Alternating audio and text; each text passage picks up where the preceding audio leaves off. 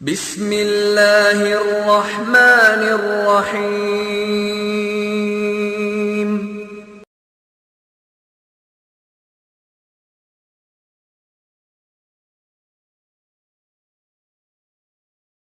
ان الحمد للہ نحمده ونستعینه ونستغفره ونعوذ باللہ من شرور انفسنا ومن سیئات اعمالنا من يهده الله فلا مضل له ومن يضلل فلا هادي له واشهد ان لا اله الا الله وحده لا شريك له واشهد ان محمدا عبده ورسوله اما بعد فان خير الحديث كتاب الله وخير الهدي هدي محمد صلى الله عليه وسلم وشر الامور محدثاتها وكل محدثة بدعة وكل بدعة ضلالة وكل ضلالة في النار۔ رب اشرح لي صدري ويسر لي امري واحلل عقدة من لساني يفقهوا قولي رب اعوذ بك من همزات الشياطين واعوذ بك رب ان يحضرون۔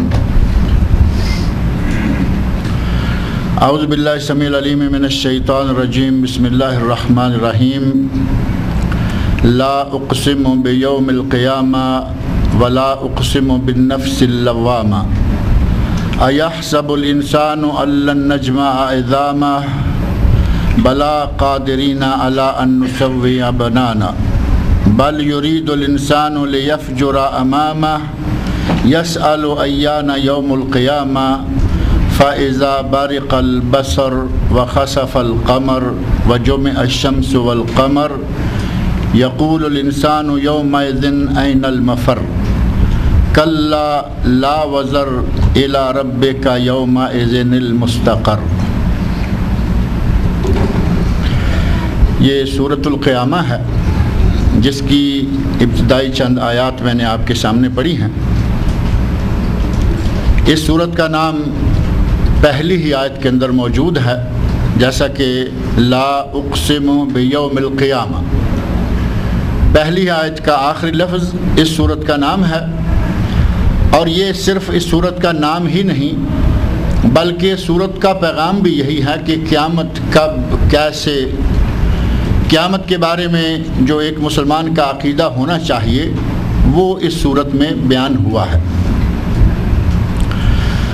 اور یہ صورت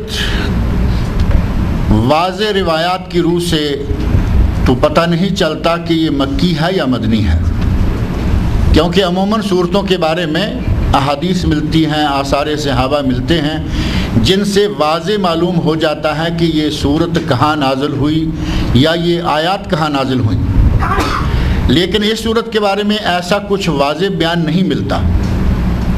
لیکن اگر اسے بغور دیکھا جائے، اس صورت کا مطالعہ کیا جائے، اس کی تلاوت کی جائے، اس کی تفسیر کو دیکھا جائے تو پتہ چلتا ہے کہ یہ صورت مکہ مکرمہ میں نازل ہوئی۔ اور مکہ میں بھی یہ صورت کب نازل ہوئی؟ اسی صورت کی آیات 16، 17، 18 اور 19، یہ تینوں آیات 16، 17، 18 اور 19، چار آیات، یہ چاروں ہمیں بتاتی ہیں کہ یہ صورت مکہ مکرمہ کے اس عہد میں، اس دور میں نازل ہوئی جب کہ نبی صلی اللہ علیہ وسلم کو ابھی وحی کو قبول کرنے، وحی کو اپنانے، جبرائیل امین سے وحی کو حاصل کرنے اور لینے کا پوری طرح طریقہ نہیں آیا تھا۔ آپ گھبرا جایا کرتے تھے کہ یہ جو باتیں جبرائیل اللہ کی طرف سے مجھے لا کے دے رہے ہیں، جو قرآن کی آیات مجھے سکھلا رہے ہیں، میں ان آیات کو یاد رکھ پاؤں گا یا نہیں۔ نبی صلی اللہ علیہ وسلم گھبرا جاتے کہ کہیں کوئی چیز بھول نہ جاؤں، اور اسی گھبراہٹ میں جبرائیل امین کے ساتھ ہی آپ قرآن کی آیات کو دہرانا شروع کر دیتے۔ اب یہ صورتحال دیکھ کر اللہ رب العزت نے نبی صلی اللہ علیہ وسلم کو ایک جگہ نہیں بلکہ قرآن کریم کے 3 مقامات ایسے ہیں کہ جہاں وحی کو حاصل کرنے، وحی کو اخذ کرنے کے سلسلہ میں وحی لانے والے کے کلمات ادا کرنے کے پیچھے پیچھے چلنے کا حکم دیا۔ فرمایا کہ جلدی نہ کریں، گھبرائیں نہیں، ایسا نہیں ہوگا کہ جبرائیل وحی مکمل کر کے چلے جائیں اور آپ وحی کو بھول جائیں، ایسا نہیں ہوگا۔ لا تحرک بہی لسانک لتعجل بہی، یہ آیت نمبر 16 ہے۔ اللہ نے فرمایا اے میرے نبی اپنی زبان کو حرکت نہ دو کہ تم جلدی جلدی اس وحی کو یاد کر لو، حفظ کر لو، محفوظ کر لو۔ انا علینا جمعہ و قرآنا، اس وحی کا جمع کرنا، اس وحی کا نازل کرنا، اس وحی کا تمہارے دل میں محفوظ کرنا اور اس وحی کا تمہیں پڑھانا، یہ ہماری ذمہ داری ہے۔ ایسا نہیں ہوگا کہ ہم وحی کریں، جبرائیل امین آئیں، وحی آپ کے کھاتے میں ڈال کر چلے جائیں اور آپ بھول جائیں، ایسا نہیں ہوگا، بلکہ آپ ملک الوحی کے پیچھے پیچھے، جبرائیل امین کے پیچھے پیچھے رہیں، آگے بڑھنے کی، اس قرآن کو دہرانے کی، زبان کے ساتھ تیز تیز یاد کرنے کی آپ مشقت نہ اٹھائیں، کیونکہ نبی صلی اللہ علیہ وسلم کو یہ مشقت ہوتی تھی۔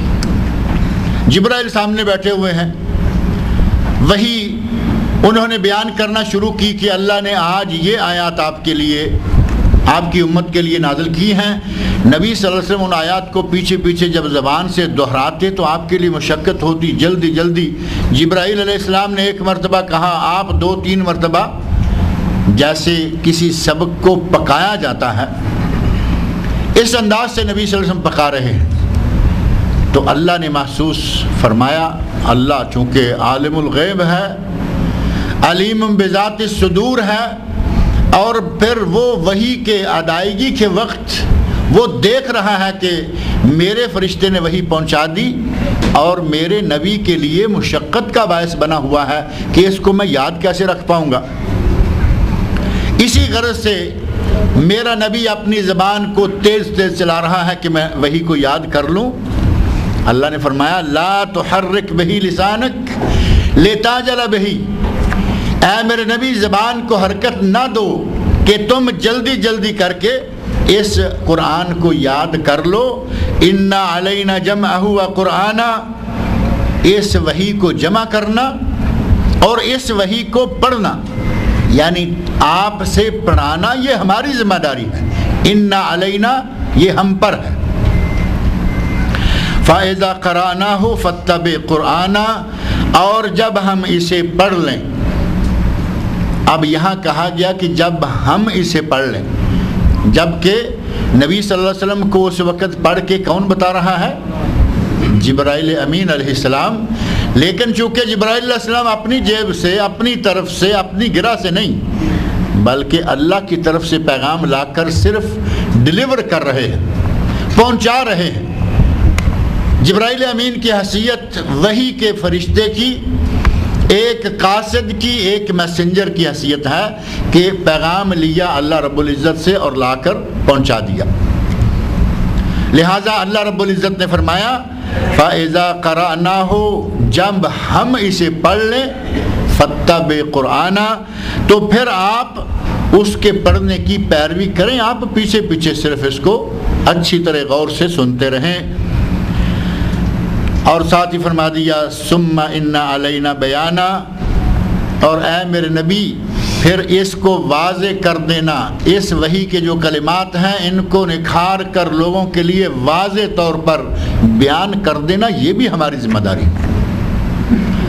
اب یہ بھی نہیں ہوگا کہ ایک لفظ قرآن میں آ گیا، وحی میں آ گیا، جبرائیل امین نے اپنی زبان سے آپ تک پہنچا دیا، آپ نے پڑھ لیا اور اب آپ کو اس کا معنی نہیں آتا۔ اللہ نے فرمایا ثم ان علینا بیانا، اس کو بیان کرنا، اس کو واضح کرنا، اس کی تفسیر بیان کرنا، آپ کو سارا کچھ سمجھانا، یہ بھی ہماری ذمہ ہے۔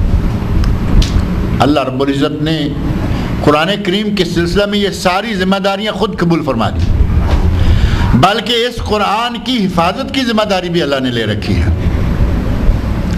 دوسرے مقام پر قرآن کریم میں اللہ نے فرمایا انا نحن نزلنا الذکر وَإِنَّ لَهُ لَحَافِظُونَ، اس قرآن کو، اس ذکر کو ہم نے نازل کیا ہے، وَإِنَّ لَهُ لَحَافِظُونَ، اس کی حفاظت بھی ہم کریں گے۔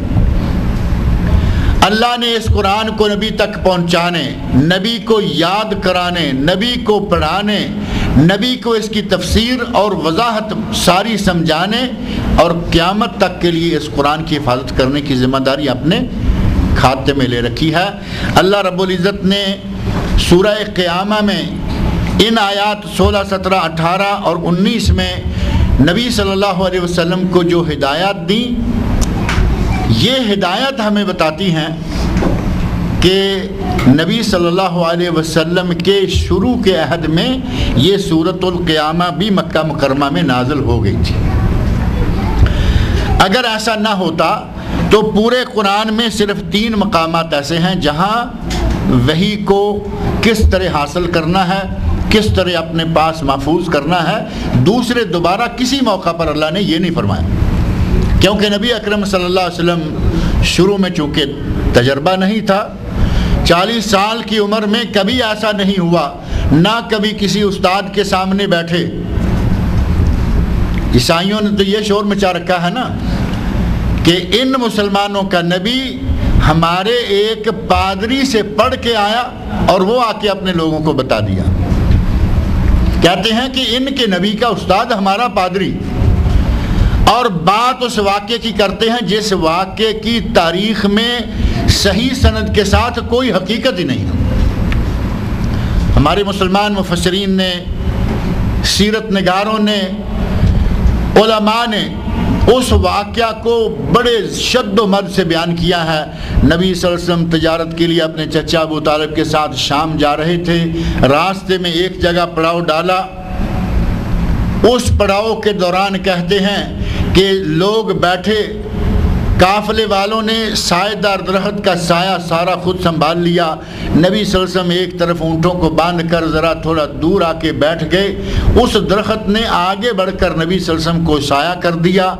یہ باتیں ایک پادری دیکھ رہا تھا، اس نے کہا کہ یہ کوئی خاص آدمی ہے، اس نے پادری کی دعوت کی، پادری نے نبی صلی اللہ علیہ وسلم کے اس قبیلے کی، اس قافلے کی دعوت کی، اور اس دعوت کے دوران عیسائی کہتے ہیں، مستشرقین یورپ میں قرآن کریم کا مطالعہ کرنے والے مسلمان نہیں، جو قرآن میں کیڑے نکالنے کے لیے مطالعہ کرتے ہیں۔ ہم مطالعہ کرتے ہیں کہ اللہ کا پیغام سمجھیں، اللہ کے پیغام کو زیر عمل لائیں، اللہ کے پیغام کو اپنے آپ پر نافذ کریں۔ ایک گروہ وہ بھی ہے جو قرآن ضرور سیکھتا ہے لیکن سیکھنے کے لیے، پڑھنے کے لیے، عمل کرنے کے لیے نہیں، اس لیے کہ دیکھیں قرآن میں کون کون سی بات یا کون کون سا مقام ایسا ہے کہ ہم مسلمانوں پر، مسلمانوں کے نبی پر اس مقام کا حوالہ دے کے اعتراض کر سکیں۔ یہ مستشرقین کہلاتے ہیں، جو کہ یورپی ہیں لیکن قرآن کریم کو پڑھتے ہیں۔ اللہ رب العزت کبھی کبھی کچھ ایسے لوگوں سے کام لینا چاہتا ہے جو اصلاً اس کام کے لوگ نہیں ہیں، تو وہ ان سے بھی کام لے لیتا ہے۔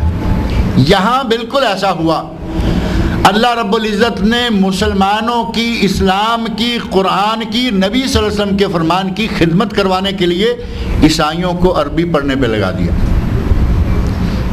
وہ عربی پڑھتے ہیں، قرآن کریم کو سیکھتے ہیں، اعتراضات کرتے ہیں، ان کے اعتراضات کا رب اللہ رب العزت نے قرآن کریم میں، نبی صلی اللہ علیہ وسلم کی احادیث میں اور اہل علم کے اقوال میں، کتب میں موجود ہے۔ لیکن ان کے یہ چیزیں پڑھنے سے ہمیں فائدہ کون سا ہوا؟ عربی میں ایک کتاب ہے المعجم المفہرس لالفاظ القرآن الکریم۔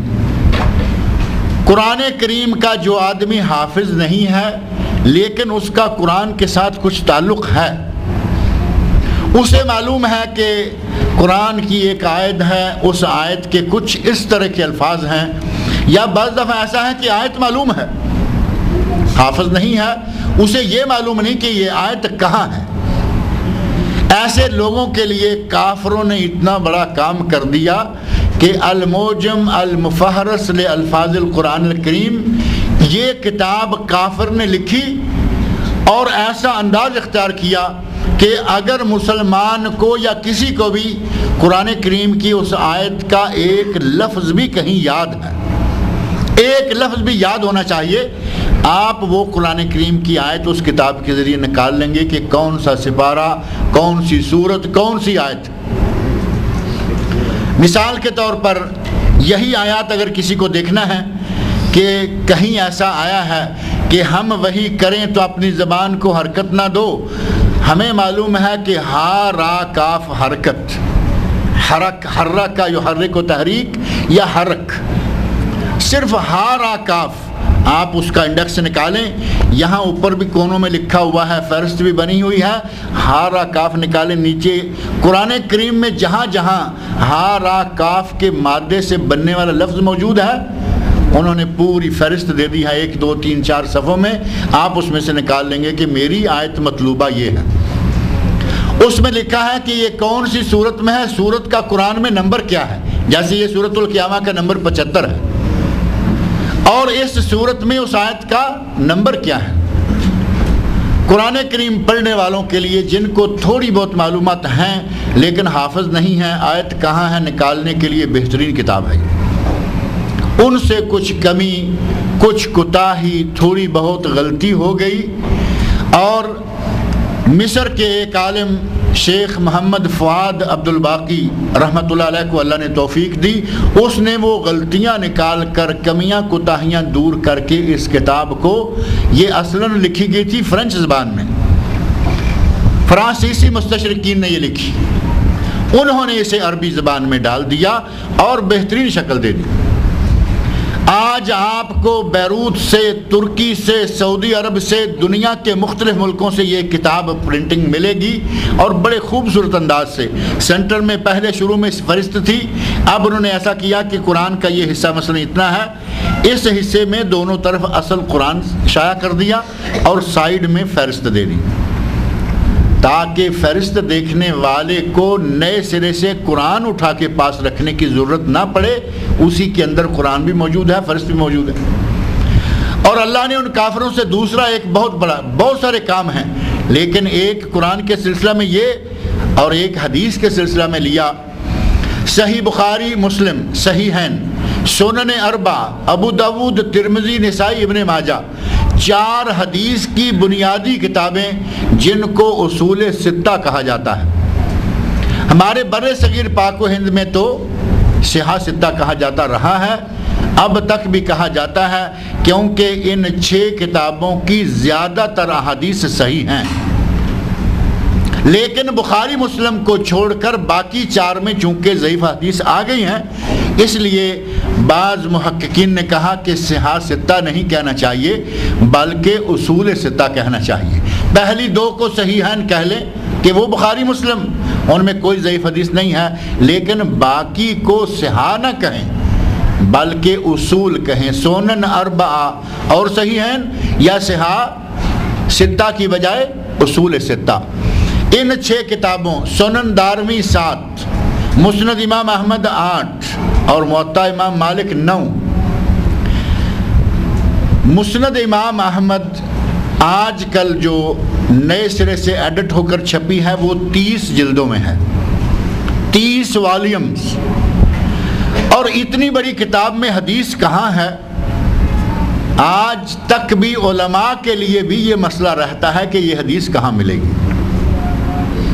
کافروں نے جس طرح قرآن کریم کی فہرست بنائی، اسی طرح حدیث کی ان 9 کتابوں کی فہرست بنائی کہ جسے حدیث کا کوئی ایک لفظ بھی یاد ہے اس لفظ کو نکالے، اس لفظ پر مشتمل جتنی احادیث ہیں وہ کٹھی آپ کو بتا دے گا کہ فلاں جگہ حدیث ہے، فلاں کتاب میں ہے، فلاں باب میں ہے، فلاں نمبر ہے۔ اللہ تعالیٰ نے کافروں سے کام لے لیا۔ اللہ تعالیٰ جب چاہتا ہے تو ان لوگوں سے بھی ایسا کام لے لیتا ہے جو ان کا اصلاً ہوتا نہیں۔ ان مستشرقین نے شور مچایا، کہا کہ دیکھو ان کا نبی سفر کے لیے شام جاتے ہوئے راستے میں ایک خیمے کے پاس، ایک کٹیے کے پاس، ہمارے ایک ملا کے پاس ایک راہب، اور ان روایات میں اس کا نام بھی ملتا ہے بحیرہ راہب، کہتے ہیں بحیرہ سے سارا کچھ سیکھا اور آ کے اپنے مسلمانوں کو پیغام دے دیا۔ ان کا نبی ہمارے مولوی کا شاگرد ہو گیا ان کے نزدیک۔ جبکہ نبی صلی اللہ علیہ وسلم کو کسی کی شاگردی قطعاً اللہ نے کروائی ہی نہیں، بلکہ قرآن میں اللہ نے النبی الامی، خود قرآن نے فرمایا کہ میرا نبی ان پڑھ تھا، میرا نبی لکھنا نہیں جانتا تھا، میرا نبی پڑھنا بھی نہیں جانتا تھا۔ اور ایسے کئی واقعات موجود ہیں کہ نبی صلی اللہ علیہ وسلم امی تھے، ان کے دلائل موجود ہیں، اگرچہ ہمارے بعض مولویوں کو بھی تکلیف ہو جاتی ہے کہ نبی کو ان پڑھ کہتا ہے یا کہتے ہیں۔ ایک مولوی کی میں نے تقریر سنی، وہ گرج رہا ہے، برس رہا ہے کہ نبی ان پڑھ، ہمارا نبی ان پڑھ کا معنی یہ نہیں ہے کہ نعوذ باللہ وہ کچھ جانتے نہیں تھے۔ وہ نبی جس نے دنیا کے پڑے ہوئے لوگوں کی قیادت کی، مجبور کر دیا اپنی درگاہ پہ، جس نے جھکا دیا، ہمارے نبی وہ ہیں۔ لیکن آپ کا دنیا میں کوئی استاد نہیں تھا، آپ نے کسی کی کلاس میں بیٹھ کر کسی سے کوئی درس نہیں لیا، آپ کا ڈائریکٹ واسطہ صرف اللہ سے تھا اور وہ وحی کا تعلق تھا۔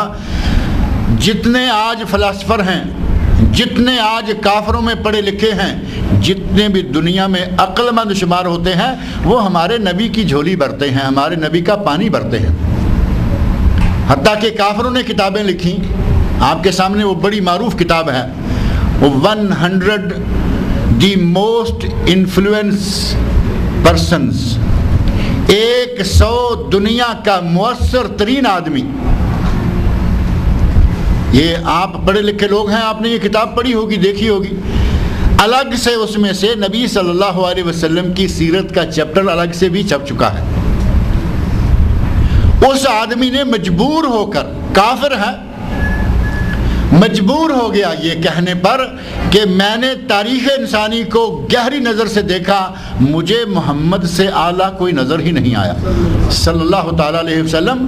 کافر مجبور ہے ماننے کو، لیکن خب سے باطن کبھی کبھی سامنے آ جاتا ہے، ان کے اندر کی خباثت سامنے آ جاتی ہے، نہیں جی ان کا نبی ہمارے مولوی کا شاگرد تھا۔ کیا ایسا ممکن ہے کہ 1 گھنٹہ 2 گھنٹہ دوپہر کے وقت درخت کے سائے میں آرام کیا مان لیتے ہیں، باقی سارے واقعے کو قبول کر لیتے ہیں؟ 1 گھنٹہ دوپہر اگر کوئی کسی سائے میں بیٹھ جائے اور جا کر 23 سال، 1-2 دن نہیں، 23 سال 23 ایئرز، پھر وہ 1 گھنٹے کی تعلیم لوگوں کو دیکھتا رہے اور وہ گھنٹے کی تعلیم ختم نہ ہو، کیا یہ ممکن ہے؟ ایسی بات کرنے والے دماغ سے دیوالیہ لوگ ہیں، ان کو کچھ نہ کچھ چاہیے کیڑا نکالنے کے لیے۔ اللہ رب العزت نے اس وحی کا سلسلہ ہمارے نبی صلی اللہ علیہ وسلم پر نازل کیا، اسے اپنے لیے خود حفاظت میں رکھا اور نبی صلی اللہ علیہ وسلم کو سمجھانے سکھانے کی ذمہ داری اٹھائی۔ اور اس سورۃ قیامہ کی ان آیت 16، 17، 18 اور 19 میں اللہ نے جو انداز بیان فرمایا، یہی وحی کا سلسلہ چونکہ شروع میں مکہ میں تھا، اسی بنیاد پر کہا گیا کہ یہ سورت مکی ہے۔ اور ایک مقام سورہ طٰہٰ میں ہے، سورہ طٰہٰ کی آیت نمبر 114 میں اللہ رب العزت نے فرمایا ہے، فَتَعَالَ اللَّهُ الْمَالِكُ الْحَقِّ، اللہ مالک الحق، عالی شان والا اور سچا وہ بادشاہ ہے۔ وَلَا تَعْجَلْ بِالْقُرْآنِ مِنْ قَبْلِ أَنْ يُقْضَى إِلَيْكَ وَحْيُهُ، اے میرے نبی جب تک وحی کا آپ تک پہنچانا مکمل نہ ہو جائے، اسے دہرانے، یاد کرنے، ازبر کرنے کی کوشش نہ کرو۔ لا تعجل، جلدی نہ کیجئے، بالقرآن، اس قرآن کے لیے، اس کو یاد کرنے، اسے حفظ کرنے، اسے دہرانے کی۔ لا تحرک بہ لسانک فرمایا سورہ قیامہ میں، اور یہاں فرمایا لا تعجل بالقرآن، قرآن کو یاد کرنے کی جلدی نہ کرو، گھبرانے والی کوئی بات نہیں، اسے پڑھانا، یاد کرانا، حفظ کرانا، بیان، اس کی وضاحت، وہ سارا کچھ سکھانا ہماری ذمہ داری ہے۔ فرمایا کب تک؟ من قبل ان یقضى الیک وحی، جب تک کہ اس کی وحی مکمل نہ ہو جائے۔ جبرائیل امین میرا فرشتہ وحی لے کے آئے، وہ وحی آپ کو بتانا شروع کرے، آرام سے، توجہ سے، غور سے سنیں، گھبرائے نہیں۔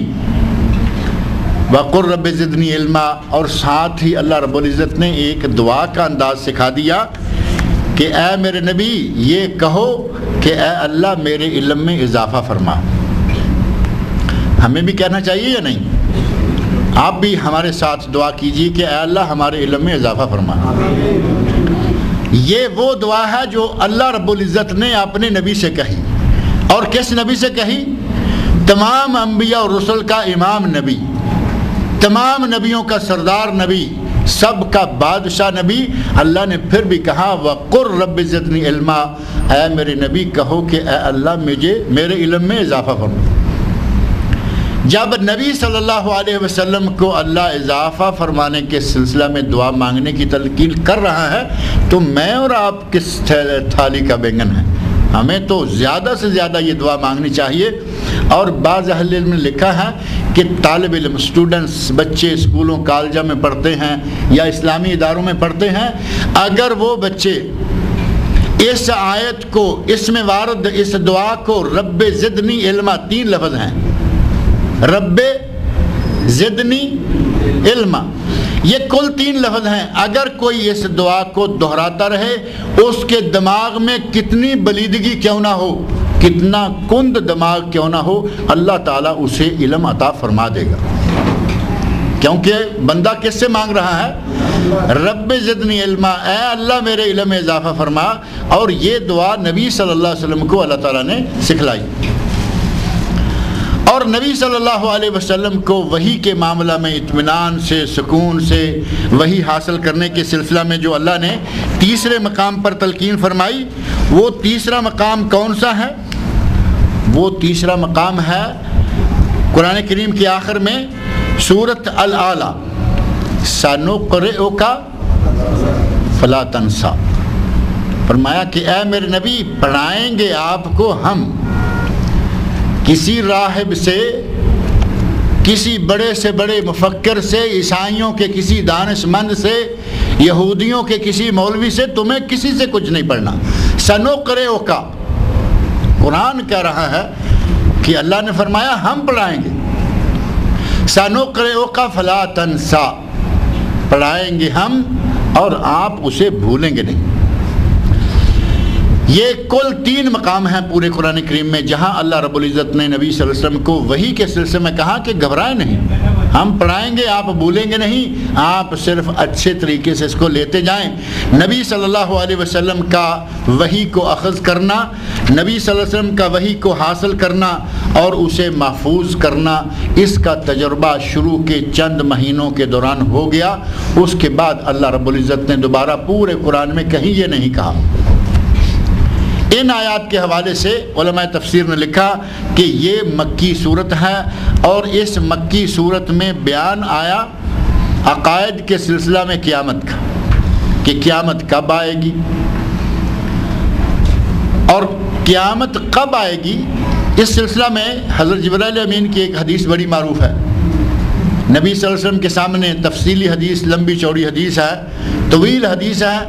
حضرت جبرائیل انسانی شکل میں نبی صلی اللہ علیہ وسلم کے سامنے آ گئے، آپ کے سامنے آ کر دو زانو، جس طرح ہم اتحیات میں بیٹھتے ہیں، دو زانو ہو کر بیٹھ گئے اور سوالات کرنا شروع کیے، اخبرنی عن الایمان، اخبرنی عن الاسلام، اخبرنی عن الاحسان، اخبرنی عن الساعہ، ایمان کیا ہے، اسلام کیا ہے، احسان کیا ہے۔ یہ پوری حدیث اگر ترجمہ کریں، تھوڑی سی وضاحت کریں تو پورا درس، بلکہ اس کے لیے بڑا وقت چاہیے۔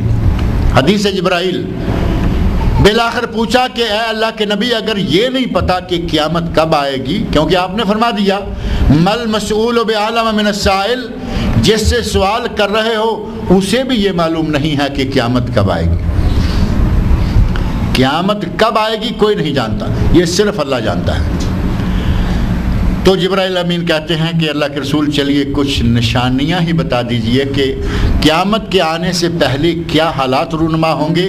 تب نبی اکرم صلی اللہ علیہ وسلم نے کچھ نشانیاں اس حدیث میں بتائیں، کچھ دیگر احادیث میں ہیں، حتیٰ کہ علامات قیامت کے نام سے اتنی موٹی کتاب ایک ہندوستان سے، مرکزی جمعیت دہلی سے شائع ہوئی ہے، اسی طرح پاکستان سے، اور اسی طرح مولانا اقبال قیلانی صاحب جو ریاض میں ہیں ان کی کتابیں چھپ چکی ہیں. علماء نے تفصیل کے ساتھ وہ آیات، وہ حدیث، وہ روایات ساری جمع کر دیں جن میں صحیح سند کے ساتھ یہ ثابت ہے کہ قیامت سے پہلے پہلے کیا ہونے والا ہے. لیکن قیامت آئے گی یہ یقین رکھنا چاہیے. اس صورت کا اللہ رب العزت نے آغاز فرمایا بسم اللہ کے بعد لا اقسم بیوم القیامہ. یہاں جو بالکل شروع میں لا ہے اس کے بارے میں علماء نے کہا کہ یہ لا زائد ہے، اس کا کوئی معنی نہیں ہے. اور قرآن کریم میں یہی نہیں بلکہ بعض دیگر مقامات بھی ہیں. سورۃ الاعراف آیت 12 ہے، اسی طرح سورۃ الحدید آیت 29 ہے، وہاں بھی کچھ زائد اسی طرح کے لا ما وغیرہ ہیں. قرآن میں یہ اسلوب ہے کہ کبھی کبھی کوئی لفظ زائد ہوتا ہے. وہ کہتے ہیں کہ یہاں بھی لا زائد ہے. لا اقسم بیوم القیامہ لا زائد ہے، اس کو چھوڑ دیں تو پیچھے کیا بنے گا؟ اقسم، میں قسم کھاتا ہوں بیوم القیامہ، قیامت کے دن کی. اور بعض علماء نے کہا کہ قرآن کریم میں کوئی چیز زائد نہیں ہے. زائد کہیں گے تو اس کا معنی بعض علماء نے کہا کہ اللہ کے کلام میں حشو و زوائد ماننا یہ صحیح نہیں. اس کو زائد نہ مانیں بلکہ اس طرح اس کا ترجمہ سمجھیں اور اس کے مفہوم کو یوں اختیار کریں کہ ایک بات چل رہی تھی، کوئی گفتگو چل رہی تھی، درمیان میں اس گفتگو کے رد کے سلسلہ میں بات ایک لفظ نا کا اختیار کرنے کے بعد آگے اس جو ان کی بات چل رہی تھی، جو وہ اپنے نظریات بیان کر رہے تھے، اس کا رد کر دیا گیا. ورنہ یہاں زائد کچھ نہیں. مثال اس طرح ہے کہ جیسے کوئی کلاس ہو رہی ہو، اسٹوڈنٹ پڑھ رہے ہوں، کسی نے سوال کر دیا، ایک درس چل رہا ہے مسلسل، اس کا موضوع ایسا ہے کہ اس کے درمیان میں نہیں آنے کی کوئی جگہ نہیں، کوئی چانس نہیں، کوئی تک نہیں، لیکن کسی نے درمیان میں سوال کر دیا تو جو جواب دینے والا ہے، مدرس ہے، خطیب ہے، واعظ ہے، اس نے کہا نہیں کہا اور اس کے بعد بات شروع کر دی. وہی معاملہ یہاں ہے. مشرکین مکہ جو ہیں، مشرکین مکہ کفار، وہ قیامت کے آنے کو مانتے ہی نہیں. تو اللہ رب العزت نے فرمایا نہیں، تم جو کہہ رہے ہو یہ بات نہیں ہے. اقسم بیوم القیامہ، میں قیامت کے دن کی قسم کھاتا ہوں کہ وہ آنے والا ہے. قیامت کا دن آنے والا ہے، وہ آئے گا، وہ آ کر رہے گا. لا اقسم بیوم القیامہ، میں قسم کھاتا ہوں قیامت کے دن کی. قیامت آئے گی اور اللہ نے قسم بھی کھائی قیامت کی. قیامت آئے گی، مجھے ایک قسم ہے قیامت کے دن کی. اللہ جس دن کی قسم کھائے، اللہ جس چیز کی قسم کھائے، کیا سمجھتے ہیں کہ اس کا کوئی وجود ہی دنیا میں نہیں ہوگا یا کوئی وجود آنے والی چیز نہیں ہوگی؟ اللہ نے قیامت کی قسم کھائی ہے، قیامت آنے والی ہے. اور ہمارا مسلمانوں کا تو یہ عقیدہ ہے نا کہ قیامت آئے گی. مشرکین اصل میں یہ سمجھتے تھے کہ آدمی مر جاتا ہے، کوئی جل جاتا ہے، کسی کو درندے چیر پھاڑ کر ختم کر دیتے ہیں، کسی کو مچھلیاں کھا جاتی ہیں، پانی میں گل گیا، آگ میں جل گیا، دنیا میں بکھر گیا، مٹی میں خاک ہو گیا. تو یہ کیسے پیدا ہوگا؟ یہ شخص جو کہتا ہے کہ تمہیں دوبارہ زندہ کیا جائے گا، دوبارہ تمہارے ساتھ یہ ہوگا وہ ہوگا، یہ سارا کیسے ہوگا، کیسے ممکن ہے؟ تو اللہ نے فرمایا نا، یہ تم جو کہہ رہے ہو یہ غلط ہے. مجھے قسم ہے قیامت کے دن کی کہ قیامت آئے گی. وَلَا أُقْسِمُ بِالنَّفْسِ اللَّوَّامَةِ، دوسری آیت میں فرمایا کہ میں قسم کھاتا ہوں کس کی؟ نفس لوامہ کی، اس نفس کی جو کہ ملامت کرنے والا ہے. یہاں بھی وہی لا ہے. ولا، تمہاری بات صحیح نہیں ہے. اقسم بالنفس اللوامہ، میں نفس لوامہ کی قسم کھاتا ہوں. قرآن کریم میں یہ نفس جو ہے اس کے 3 نام، 3 قسمیں، 3 انواع قرآن کریم میں آئی ہیں. یہاں سورۃ القیامہ میں ہے نفس لوامہ. نفس لوامہ کون سا ہے؟ جب آدمی کوئی غلط کام کرتا ہے، غلط ارادہ کرتا ہے، غلط سوچ اپنے دماغ میں لاتا ہے تو یہ اس کو ملامت کرتا ہے کہ تمہیں اللہ نے پیدا کیا اس لیے کہ تم یہ سوچو، یہ کرو، تمہارے کرتوت یہ ہونے چاہیے، نعمتیں اس کی کھاؤ اور ناشکری اس انداز۔ یہ ہے نفس لوامہ۔ لوامہ ایک اردو میں جملہ معروف ہے، بلا خوف لومۃ لائم۔ کہتے ہیں کہ اس نے یہ بات بلا خوف لومۃ لائم، کسی ملامت کرنے والے کی ملامت کے خوف کے بغیر، یعنی نڈر ہو کر، بے خوف ہو کر، بے باک ہو کر اس نے یہ بات کہی۔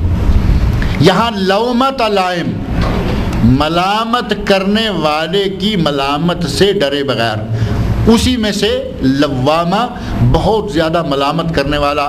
جب انسان کچھ ایسی حرکت کرتا ہے، ایسا کام کرتا ہے، ایسی سوچ فکر اپنے دماغ میں لاتا ہے تو یہ نفس اس کو ملامت کرتا ہے کہ ایسا نہ کرو۔ اور ایک ہے نفس مطمئنہ، یا ایتھا النفس المطمئنہ ارجعی الی ربک راضیۃ مرضیہ فادخلی فی عبادی وادخلی جنتی۔ یہ سورۃ الفجر، سورۃ الفجر کی آخری آیات، ایتھا النفس المطمئنہ، وہ نفس، وہ جان، وہ انسان جو نیکی کر کے اطمینان پاتا ہے، نیک سوچ رکھ کر اطمینان پاتا ہے، نیک کام کر کے اسے سکون ملتا ہے۔ ایسے لوگ ہیں نا، ایسے لوگ ہیں اور بے شمار ہیں۔ جب ان لوگوں سے دنیا خالی ہوگی سمجھ لیں کہ یہ کھاتا بالکل ہی اینڈ ہو جائے گا۔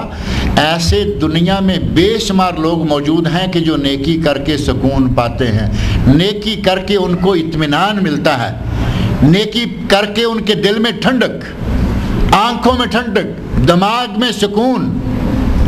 ایسے لوگ موجود ہیں، اور ایسے ہی لوگوں کو اللہ نے کیا کہا؟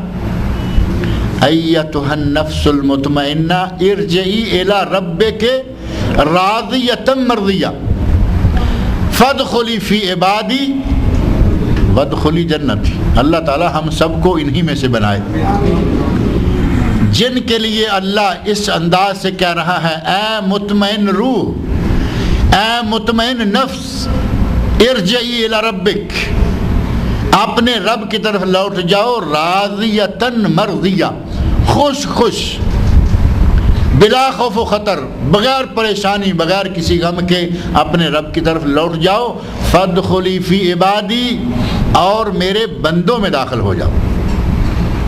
اللہ جن کو اپنے بندے قرار دے دے ان کے تو وارے نیارے ہو گئے نا۔ اللہ کہے کہ یہ میرا بندہ ہے۔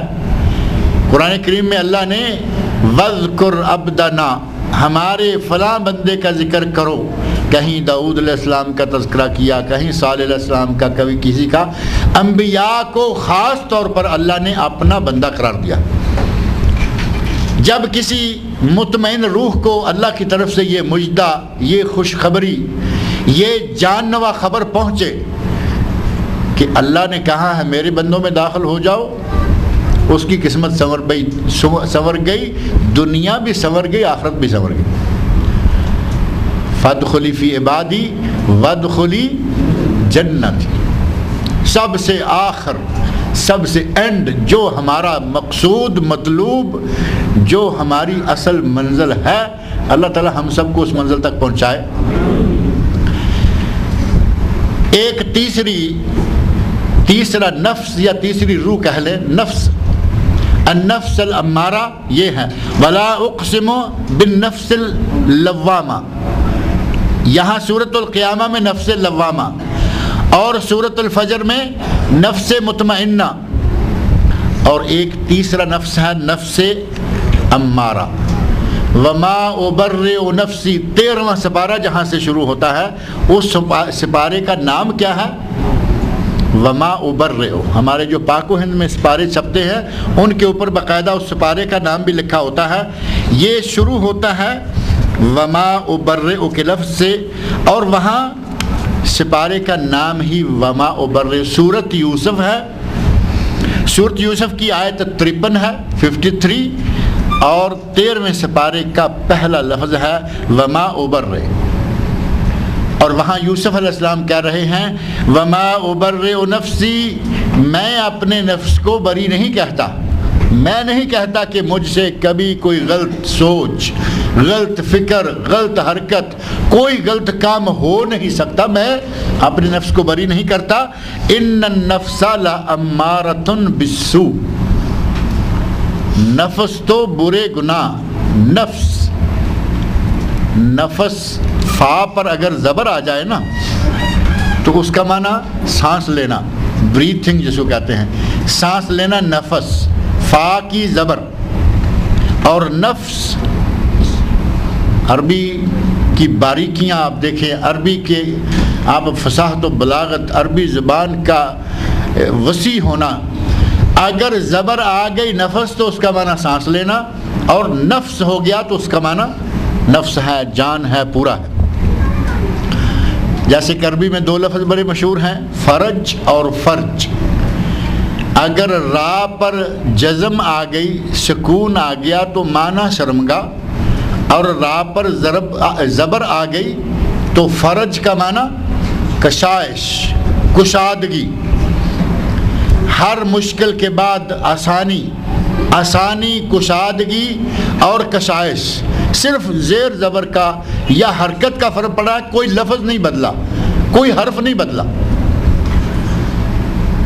ان 3 اقسام میں سے تیسری قسم جو ہے وہ یہاں ہے 13واں سپارہ سورہ یوسف آیت 53، وما ابرئ نفسی، میں اپنے نفس کو، اپنے آپ کو بری نہیں کرتا، میں اپنے نفس کی پاکیزگی بیان نہیں کرتا کہ میں پاک ہوں، میں یہ ہوں، میں وہ ہوں۔ ان النفس لامارۃ بالسوء الا ما رحم ربی، یہ نفس تو برے کام کے حکم دیتا ہی رہتا ہے، برے کام پہ لگنے کی ترغیب دلاتا ہی رہتا ہے، سوائے ان لوگوں کے جن پر میرے رب کا رحم ہو جائے۔ فرمایا کہ اگر اللہ کا رحم ہو گیا تو وہ بچ گیا، اور اگر اللہ کا رحم نہیں ہوا تو وہ آدمی اس نفس امارہ کی ترغیبوں میں بہک گیا، اس نے بہکا لیا، پھسلا لیا۔ امارہ کا لفظ جو ہے یہ ایک تو ہے یہ امارہ، یعنی شد نہ ڈالیں تو اس کا معنی گورنر ہاؤس، یہ ہماری بلڈنگ کے ساتھ والی بلڈنگ جو ہے، یہ میرا بلڈنگ ہے اور ساتھ والی بلڈنگ ہے امارہ بلڈنگ، معروف ہے نا۔ امارہ اگر شد کے بغیر ہے تو گورنر ہاؤس آپ کے پاس ہے، آپ کی ڈکشنری کھلی ہوئی ہے، گورنر ہاؤس امارہ۔ اور امارہ کا معنی ہی علامت بھی ہے، امارات القیامہ۔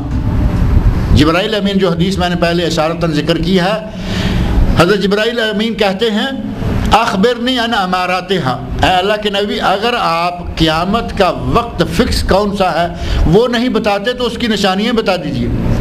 تو وہاں امارات کا معنی نشانیاں ہیں، اور ایک متحدہ عرب امارات بھی ہے نا، یہ UAE جس کو کہتے ہیں اسٹیٹس، امارہ،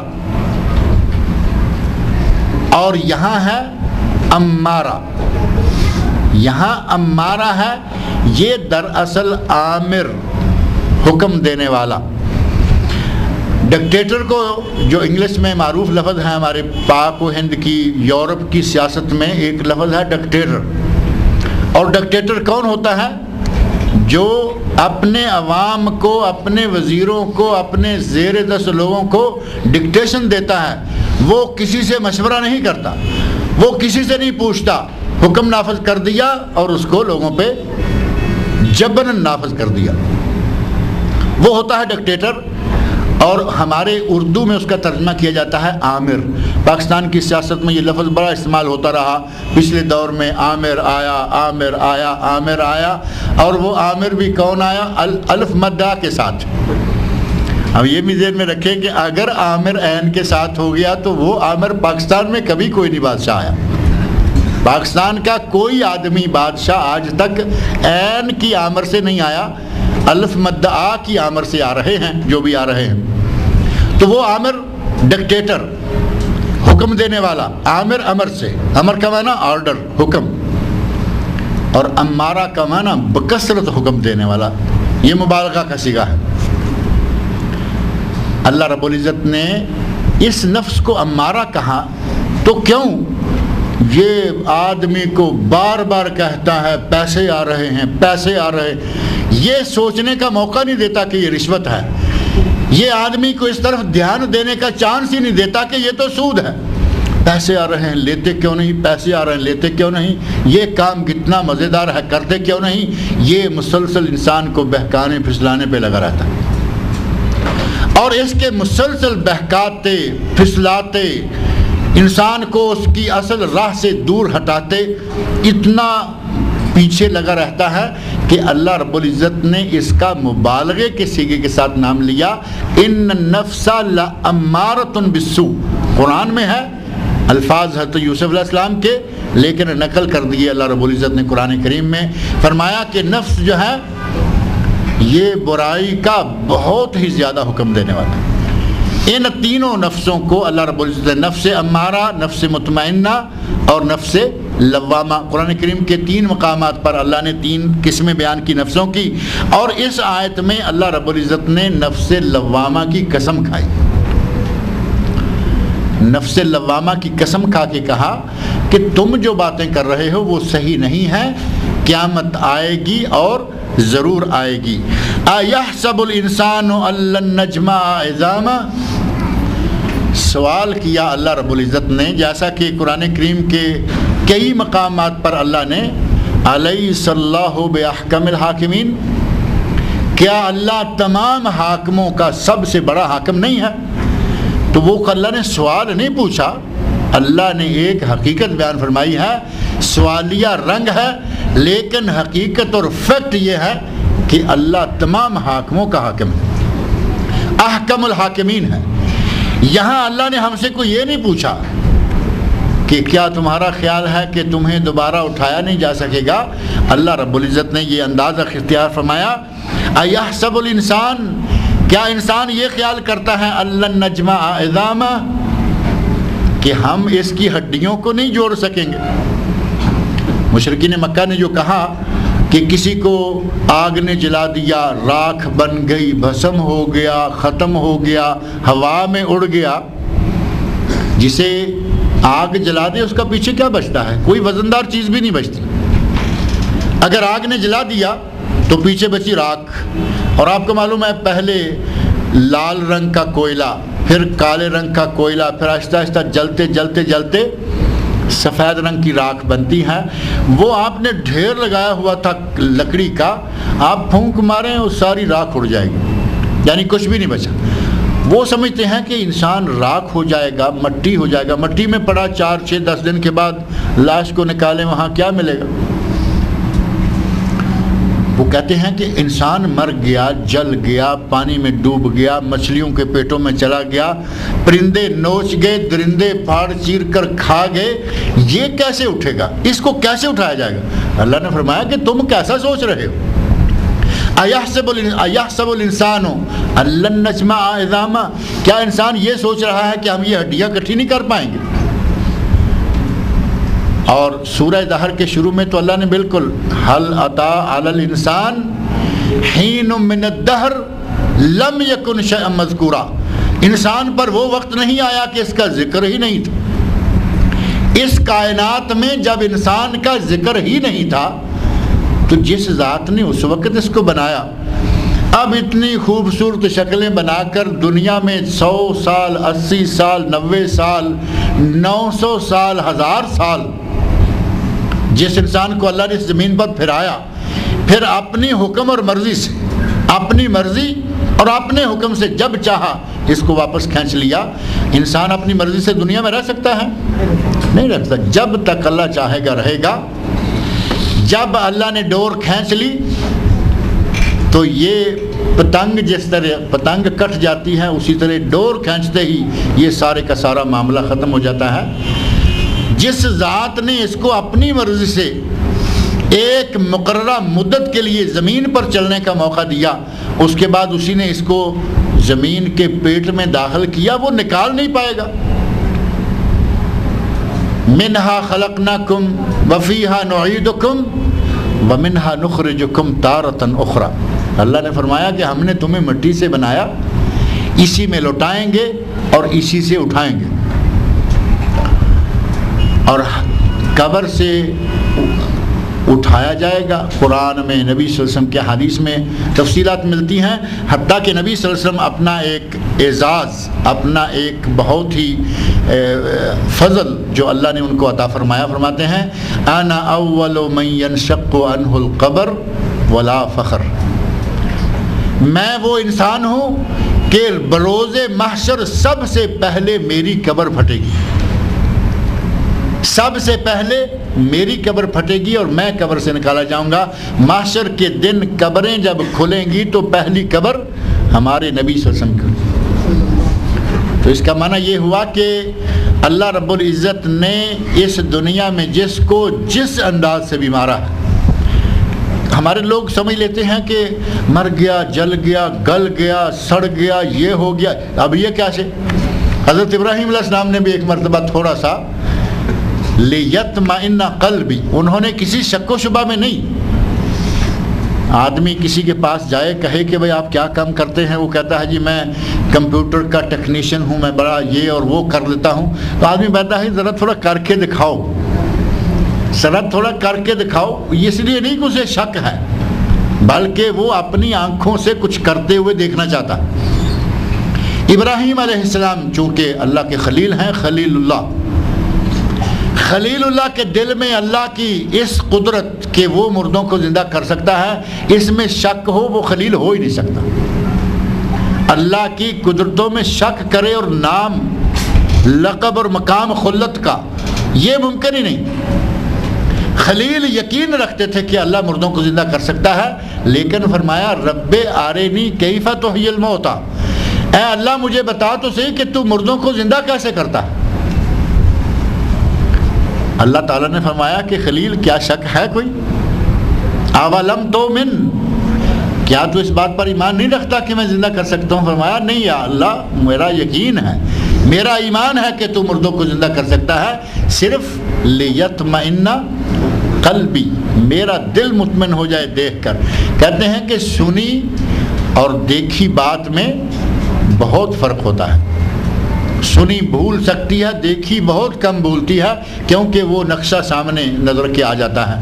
فرمایا 4 پرندے لو، پکڑو، ان کو سدھاؤ، ان کو بلاؤ، واقعہ پورا قرآن کریم کے اندر موجود ہے۔ اللہ نے ابراہیم علیہ السلام کے 4 پرندوں کو کٹ جانے، قیمہ بن جانے، ان کے گوشت کے مکس ہو جانے اور 4 پہاڑوں پہ رکھے جانے کے بعد فرمایا اب ان کو آواز دو، فَسُرْهُنَّ إِلَيْكَ یَأْتِینَکَ سَعْیًا، ان کو آواز دو، یہ بھاگتے ہوئے آ جائیں گے۔ اور ایسا ہی ہوا، ایسا ہی ہوا۔ اگر اس طرح جانور کو کٹے ہوئے، قیمہ بنے ہوئے کو اللہ نے ابراہیم علیہ السلام کی آنکھوں کے سامنے بھی زندہ کر کے دکھا دیا تو ہمارے لیے کچھ شک کی گنجائش رہ جاتی ہے۔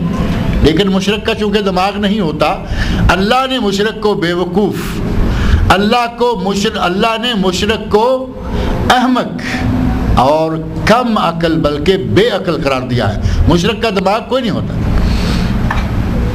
دنیا میں حکومت بھی چلا لیں گے، بڑے بڑے کام کریں گے، لیکن دین کو سمجھنے کے لیے جو عقل ہوتی ہے ان کے پاس نہیں ہوتی۔ اسی لیے اللہ رب العزت نے فرمایا اَيَحْسَبُ الْإِنسَانُ أَن لَّن نَّجْمَعَ عِظَامَهُ، کیا انسان یہ خیال کرتا ہے کہ ہم اس کی اتنی بڑی بڑی، اب یہ دیکھیں کتنی بڑی ہڈی ہے، 1.5 فٹ لمبی ہڈی یہ ہے، اسی طرح ران کی ہڈی موٹی بھی اور اتنی بڑی۔ اللہ فرمانا کہ اتنی بڑی بڑی ہڈیوں کو اکٹھے کر کے کھڑا کرنا کیا کوئی مشکل ہے؟ اور جب ساتھ ہی سورہ دہر کے آغاز والی آیات ذہن میں رکھی جائیں تو آدمی کو سمجھنے میں کوئی مشکل ہی نہیں رہتی۔ لم یکن شیئا مذکورا، جب ذکر تک نہیں تھا ہم نے انسان کو بنایا، اب تو ذکر اتنا آ گیا کہ عرصہ دراز سے 1000 برس سے یہ سلسلہ چل رہا ہے، اب اس کو بنانا کون سا مشکل کام ہے؟ فرمایا اَيَحْسَبُ الْإِنسَانُ أَن لَّن نَّجْمَعَ عِظَامَهُ، کیا انسان سمجھتا ہے کہ ہم اس کی ہڈیاں اکٹھی نہیں کر پائیں گے؟ بلا، کیوں نہیں؟ نام نہیں کہا، کیوں نہیں؟ ہم یہ کام کر سکتے ہیں، ہمارے یہ بس میں ہے، ہم یہ تمام قدرتیں رکھتے ہیں کہ انسان چاہے کس حالت میں مرے، کس حالت کو پہنچ جائے، اسے مچھلیاں کھا جائیں، پرندے اڑا جائیں، اسے کچھ بھی ہو جائے، ہم اس کو دوبارہ زندہ کرنے پر قادر ہیں۔ بلا قادرین علی ان نسوی بنانا، ایک اور بھی آگے بات کہہ دی، کہا کہ کیوں نہیں ہم اس کی ہڈیوں کو جمع کر سکتے ہیں، قادرین ہم قدرت رکھتے ہیں علی ان نسوی بنانا کہ اس کی پور پور تک کو درست کر دیں۔ ہاتھوں کے انگلیوں کے یہ پورے جو ہیں اور ان میں چھوٹے چھوٹے جو ڈاکٹر حضرات جانتے ہیں کہ کتنی باریک باریک نسیں ہوتی ہیں انسان کے جسم میں، خون جن سے بہتا ہے، اللہ رب العزت جانتا ہے، اور کچھ علم اللہ نے ڈاکٹروں کو بھی دیا ہوا ہے کہ جسم کے اندر کیا کیا اور کہاں کہاں اللہ نے رکھا ہوا ہے۔ ہمارے یہاں تو ایک بڑی موٹی سی بات جو ہم سنتے رہے ہیں، دیکھتے رہتے ہیں، سنتے ہی رہے ہیں، دیکھنا ہم نے کیا تھا، ڈاکٹر لوگ دیکھتے رہتے ہیں، کہا کہ اس کے دل کا وال بند ہو گیا ہے، دل میں کوئی ٹیوب ہے وہ بند ہو گئی ہے۔ اور پہلے زمانے تک تو یہی تھا کہ دل کا وال بند ہو گیا تو بند ہو گیا، کوئی کھولنے والا نہیں، کوئی جاننے والا نہیں۔ ابھی تھوڑا عرصہ پہلے ہمارے ایک دوست، اللہ رب العزت ان کی مغفرت فرمائے، اللہ ان کی بشری کوتاہیوں کو معاف کرے، علامہ ابن باز رحمۃ اللہ علیہ کے وہ بڑے خاص آدمیوں میں سے تھے، اور جو قسم ترجمہ یعنی ٹرانسلیشن ڈپارٹمنٹ ہے، کتابیں مطبوعات جہاں چھپتی ہیں، اس کے وہ مسئول بھی تھے، ابو یوسف قاری محمد صدیق صاحب، اور ہمارے ساتھی بھی تھے۔ ان کا ریاض میں اوپن ہارٹ سرجری آپریشن ہوا تو ان کی عیادت کے لیے گئے، پتہ چلا کہ دل کے جو وال بند تھے ان والوں کو کہاں سے لے کے لگایا گیا؟ کہتے ہیں کہ رانوں کے اندر، یہ جگہ بازوؤں کے اندر، یہاں کہیں پہلو کے اندر وہ رگیں جیسے کچھ ریزرو فیوز پڑے ہوئے ہوتے ہیں نا، ہمارے یہاں اس بجلی میں وائرنگ ہوتی ہے، الیکٹریشین وائرنگ کرتے ہیں، وائرنگ کر کے کہیں کہیں پلگ لگا دیتے ہیں، اس کا کوئی کام نہیں، جب ضرورت پڑے گی تو اس میں کچھ لگا لیں گے، ہے نا، ریزرو ہوتا ہے کچھ۔ اللہ رب العزت کی قدرت کے اب آ کے یہ قدرتیں کچھ سامنے آنا شروع ہوئی ہیں، پہلے انسان کو معلوم نہیں، ڈاکٹروں نے نکال لیا۔ کہا کہ انسان کے جسم میں اللہ نے کئی جگہوں پر ریزرو وال رکھے ہوئے ہیں، پتہ نہیں تھا، اب پتہ چل گیا ہے، کوئی یہاں سے نکال کے لگا رہا ہے، کوئی یہاں سے نکال کے لگا رہا ہے، ران سے، پنڈلی میں وال موجود ہیں، وہاں سے انہوں نے نکالا، کاٹا۔ ڈاکٹروں کو بھی اللہ تعالیٰ نے کیا کیا عقل دے رکھی ہے، کہاں سے کیا کیا انسان کے جسم سے۔ یہ جب چیر پھاڑ کرتے ہیں نا، خاص طور پر چیر پھاڑ والی پارٹی جو ہے، اس وقت تو یہ بڑے بچر نظر آتے ہیں کہ یہ تو کیا جیسے بکرے کو لٹایا ہوا ہے، یہ چیر رہے ہیں، وہ پھاڑ رہے ہیں، اور ان کو یہاں تک لانے کے لیے پہلے مردوں پر، بلکہ اس سے پہلے شاید کوئی پلاسٹک اسٹیچو پر، ڈاکٹروں کے پیچھے دیکھا نا، عموماً کسی کلینک میں جائیں تو وہاں پیچھے ایک آدمی کھڑا ہوتا ہے، پلاسٹک کا بنا ہوا بڑا سارا، وہ صرف اس لیے کہ پارٹس آف باڈی اس میں کچھ لکھے ہوئے، آج کل تو ڈکشنریوں میں بھی آیا ہوا ہے، ڈکشنریوں میں اسپیشل پلاسٹک پیپر پر پورے انسان کا شکل بنا کے نقشہ یا اسٹیچو ٹائپ، اور اس کے ساتھ لائنیں دے کے یہاں ہارٹ ہے، یہاں فلاں ہے، یہاں فلاں ہے، یہاں کڈنی ہے، وہ ساری چیزیں لکھی۔ ڈاکٹروں نے گھوم پھر کے جسم سے اندر سے ہی وال تلاش کر لیے ہیں، اب وہ وال لگاتے ہیں، آدمی پھر سے تازہ ہو جاتا ہے۔ بعد میں اللہ تعالیٰ کسی اور بہانے سے جسے مرنا ہے اسے کوئی بچا نہیں سکتا۔ ہمارے وہ قاری صاحب الحمدللہ تندرست و توانا ہو کر اپنے ملک چلے گئے، موت آئی، فوت ہو گئے، لیکن ڈاکٹروں نے اس موقع پہ اس کے لیے علاج ایسا تجویز کیا، جسم کے اندر سے ہی کچھ نکال کے وہاں ڈال دیا۔ جسم میں کہاں کہاں کتنی باریک شرائین، باریک ریشے، خون ان میں چل رہا ہے، جسم کے اندر وہ کام کر رہے ہیں۔ اللہ نے فرمایا کہ جو اس کے اطراف کے، ہاتھ کے، پاؤں کے، انگلیوں کے پور اور ان کے چھوٹے چھوٹے باریک ریشے جو ہیں، ان ریشوں کو ہم سیدھا کر سکتے ہیں۔ بلا قادرین علی ان نسوی بنانا، ہم اس بات پر بھی قادر ہیں کہ ان کے ہاتھ پاؤں کے پور پور کو درست کر دیں۔ بل یرید الانسان لیفجر اماما، اللہ تعالیٰ فرما رہے ہیں کہ بات یہ نہیں کہ یہ قیامت کے آنے کو مستحیل یا ناممکن سمجھتے ہیں، بات یہ نہیں ہے۔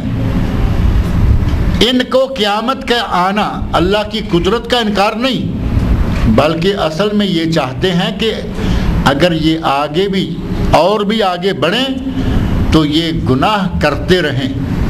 کہاں کہ موت کوئی نہیں، موت ہے، آخرت کوئی نہیں، کہاں کہ آخرت کوئی نہیں۔ یہ چاہتے ہیں کہ ان کو گناہ سے کوئی روکے نہ، اگر کہیں گے آخرت ہے، مرنے کے بعد اچھے برے کا جواب دینا ہوگا تو آج ہی سے سنبھلنا پڑے گا۔ یہ شراب ہے، حرام ہے، یہ جوا ہے، یہ حرام ہے، گیمبلنگ ہے، یہ فلاں ہے، یہ سود ہے، یہ رشوت ہے، تو ان کو یہ چھوڑ کے جانا پڑے گا، چھوڑنا پڑے گا۔ یہ چھوڑنا، برائیوں کو چھوڑنا نہیں چاہتے۔ بل یرید الانسان، بلکہ انسان تو یہ چاہتا ہے لیفجر اماما، کہ یہ آگے آگے نافرمانیاں کرتا جائے، یہ جانتے بوجھتے ہوئے بھی اس کو نظر انداز کر دیتے۔ یسأل ایان یوم القیامہ، یہ پوچھ رہا ہے کہ قیامت کب آئے گی۔ اب یہاں مشرکین کا یا کافروں کا جو قیامت کو نہیں مانتے، ان کا سوال کہ قیامت کب آئے گی، یہ کوئی اس لیے نہیں کہ وہ انتظار میں بیٹھے ہوئے ہیں۔ جو لوگ انتظار میں بیٹھے ہوئے ہیں وہ الحمدللہ مسلمان ہیں۔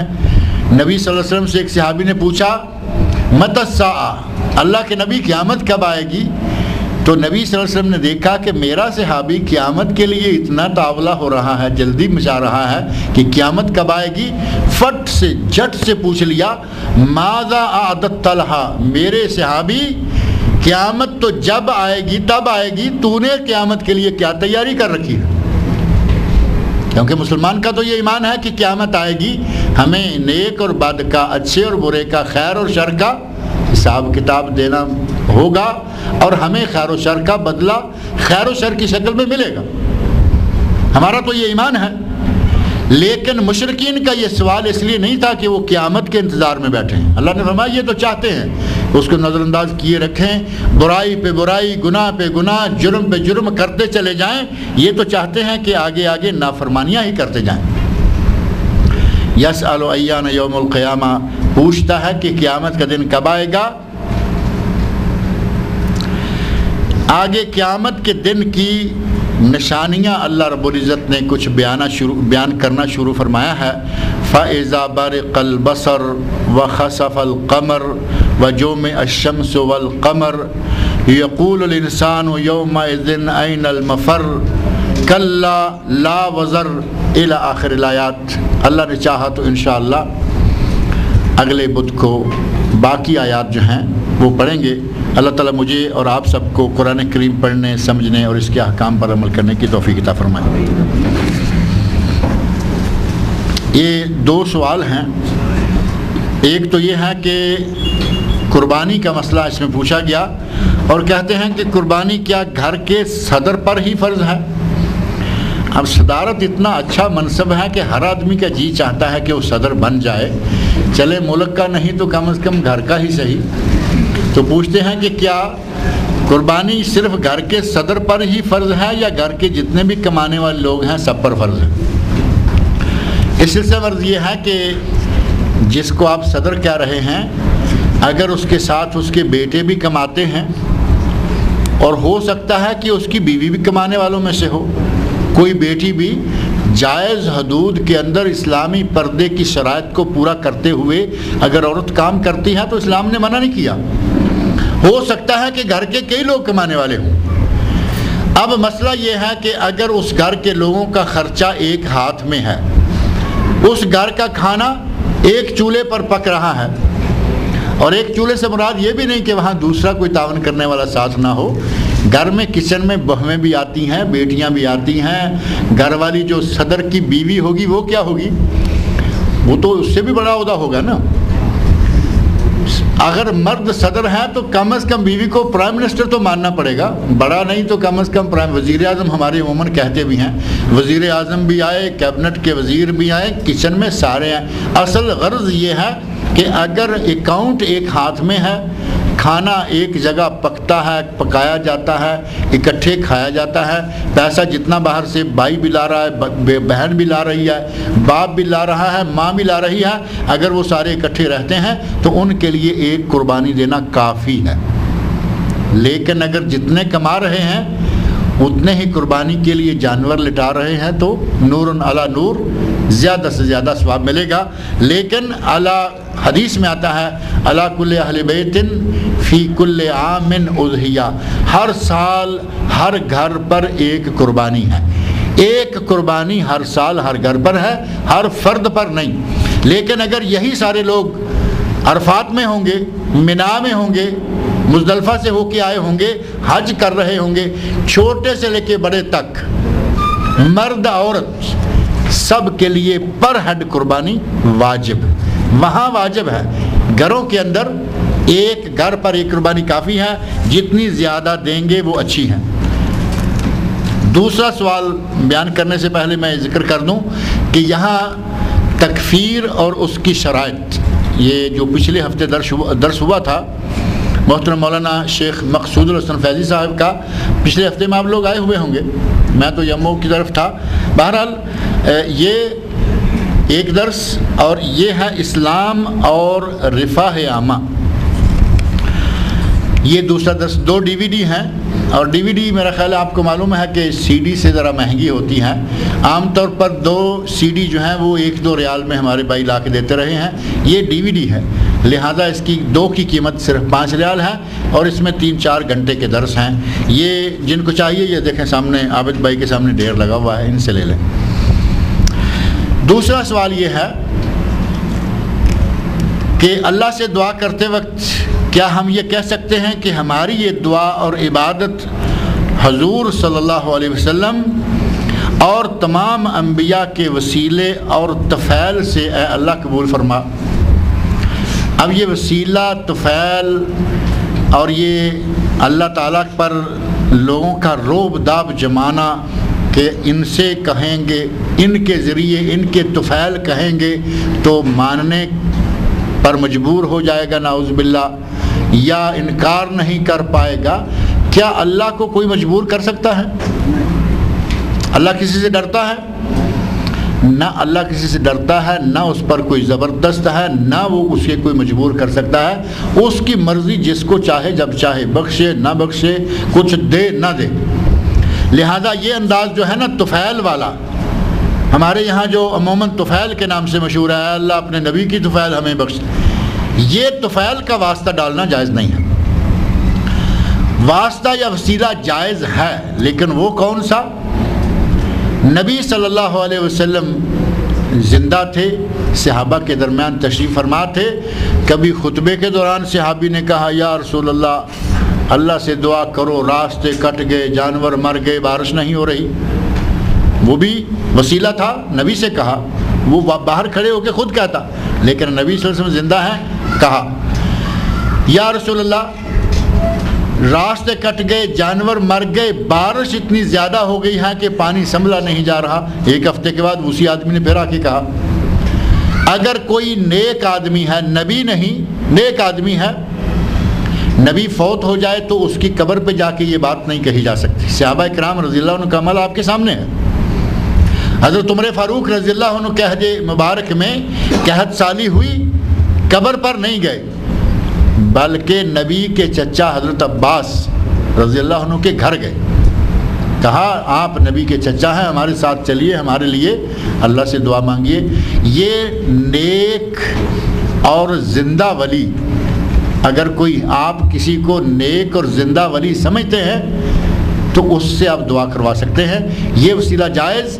اور دوسرا وسیلہ یہ بھی جائز ہے کہ آپ یہ کہیں اے اللہ میں تیرے نبی کا امتی ہوں، اے اللہ میں تیرے نبی پر روزانہ سینکڑوں نہیں ہزاروں مرتبہ درود بھیجتا ہوں، اے اللہ میں 5 وقت کا نمازی ہوں، میں باجماعت نمازیں پڑھتا ہوں، اے اللہ میں نے جب سے ہوش سنبھالا میں نے کبھی روزہ نہیں چھوڑا، اے اللہ تو جانتا ہے میں یہ سارے کام تیرے لیے، تیری عبادت تیرے لیے کرتا ہوں، اگر میں اپنی بات میں سچا ہوں تو اے اللہ یہ بیماری ٹال دے، یہ بھی جائز ہے۔